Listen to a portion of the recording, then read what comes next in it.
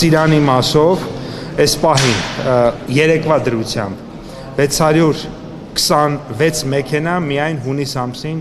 Ռուսաստանի Դաշնություն հասել է, 363-ը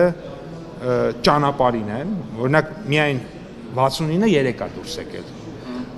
70 քանիսը դրանից առաջ, իսկ նրանք ակնհայտորեն անգամ չեն էլ հասել։ Երկրորդը շատ մեծ հերթեր կան, օբյեկտիվ հերթեր կան Վերին Լարսում, որովհետև այդ տեղով անցնում է ոչ միայն Հայաստանի, գիտեք, այլ նաև այլ երկրների, թվում Վրաստանի եւ այլ երկրների, Թուրքիա եւ այլ ցամաքային, այո, բեռներ եւ այո, հարյուրավոր մեքենաներ հերթի մեջ կանգնած անցնում են եւ այդ թվում նաև Ծիրանի, իհարկե Ծիրանը, այսպես ասած, որպես շուտ փչացող ապրանք ունի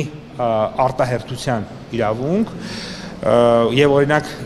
ես նաեւ կոնյակի թիվը ձեզ հիշեցնեմ, օրինակ 3 քանի մեքենա կոնյակ է անցել, բնականաբար կոնյակի թիվը բազմապատիկ ավելի քիչ պետք է լինի, շատ պարզ պատճառով, որովհետեւ կոնյակը չի համարվում շուտ փչացող ապրանք եւ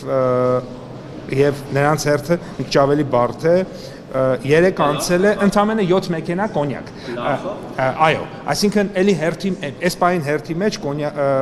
բանա տասնյակ մեքենաներ կա կոնյակով բեռնված։ Այսինքն դրական եզրակացության որևէ խնդիր չկա, որ իրանք պետքա անցնեն, պարզապես սպասում ենք հերթին եւ 3 ընդամենը 7 մեքենա Գեզիում կա եւ ունենք գործընկերների հետ պայմանավորվածություն, առաջիկա